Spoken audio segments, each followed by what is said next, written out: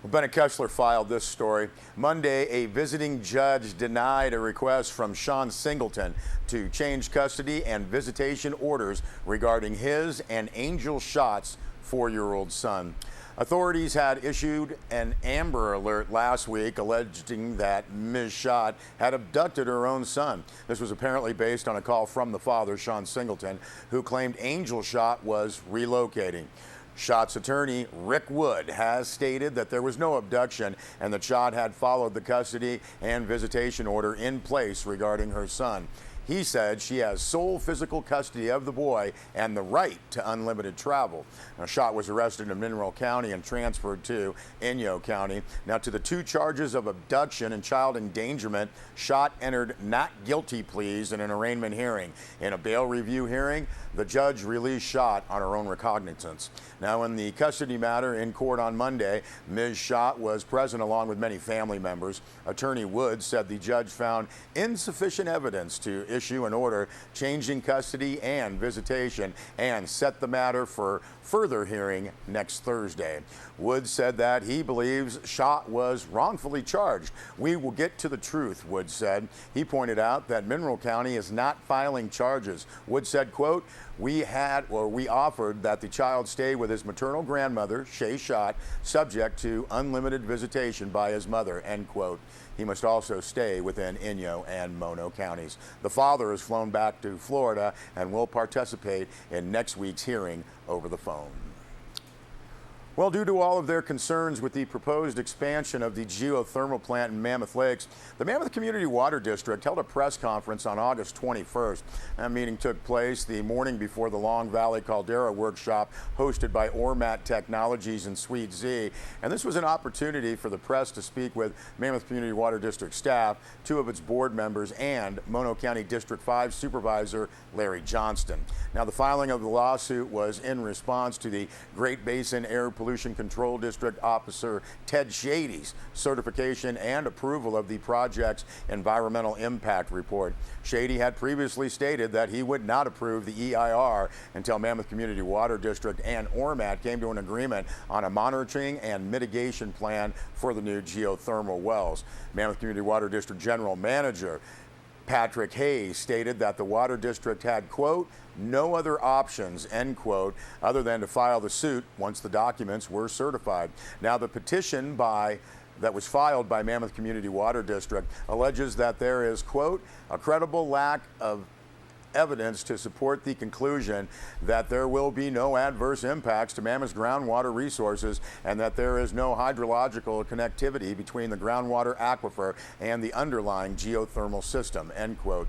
Now, the petition goes on to allege that under the California Environmental Quality Act, Great Basin, quote, refused to disclose significant information to both the public and stakeholders. Furthermore, Mammoth Community Water District accuses Great Basin of failing to adequately respond to comments submitted by the Mammoth Community Water District on the draft EIS-EIR, end quote. Now, Director of the Great Basin Air Pollution Control District, Ted Shady, had said that although his agency's priority is air quality, it also takes, quote, very seriously the protection of the town of Mammoth Lake's water supply, end quote. He said APCD will not issue well permits to Ormat until there is a monitoring plan in place. Shady called it unfortunate that the Water District felt the need to sue the APCD instead of work together to develop a groundwater monitoring plan. Shady also pointed to the Water District's hiring of a PR firm for $125,000 as a waste of taxpayers' money. Well, with the Bishop City Council's approval at its meeting Monday night, the City of Bishop is implementing 8 water conservation measures. The measures are intended to achieve the state-required 20% reduction in water use by city water customers and to avoid $10,000 per day fines if no action was taken. Now, a press release from the City of Bishop states that because of the drought, the state requires that the City of Bishop reduce water use by 20% from use in 2013. Under the emergency regulation issued by the State Water Resources Control Board, the city could be fined up to $10,000 per day if it does not comply with the mandate. Now, the emergency regulation also allows the city to impose fines of up to $500 $5 per day for customers that don't comply with water conservation requirements, but the city does not plan to impose the fines. The state mandate is put in place for 9 months, but could be extended if the drought continues. The city's water conservation measures are put in place starting September 2014 until rescinded. Those are no outdoor irrigation except between 5 p.m. and 9 a.m. No irrigation of outdoor landscaping so that water runs off property.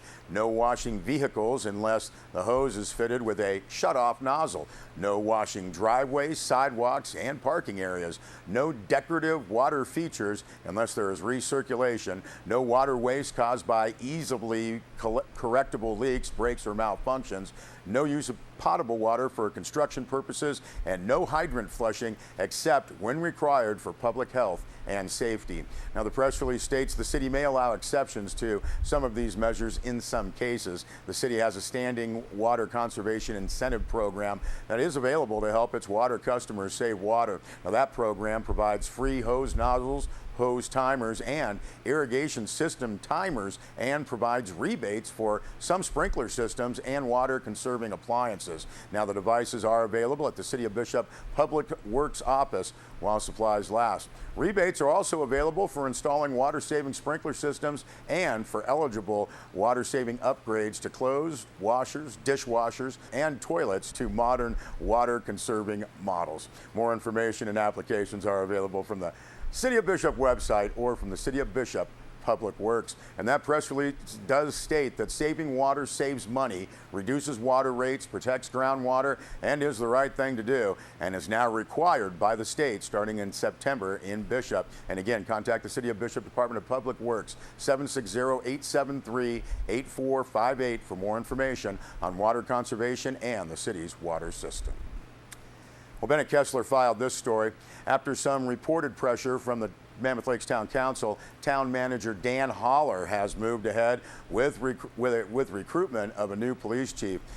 Current Chief Dan Watson had much earlier announced that he would retire at the end of December. Now, Holler said he was working on a process and a recruitment brochure. He said he believes 3 months lead time is enough to attract candidates and select a new chief. Holler said he thinks there will be a fair amount of interest in the position by higher-ranking officers from other jurisdictions retiring before January 1st and from high-ranking officers in smaller organizations who want to round out their careers. Holler said he hopes to attract as many as 20 candidates and then come up with 6 to 8 qualified candidates for interviews. Advertising, he said, would be placed in publications likely to attract the candidates. The town manager was working on a process for interviews, which he said could include 1 or 2 panels. Holler said the planned start date for the new chief is December 1st, allowing for time to work with Chief Watson. And Chief Dan Watson said, quote, "I am confident that the recruitment will result in a number of well-qualified candidates. I look forward to working with the new chief once selected in assuring a smooth transition of leadership," end quote.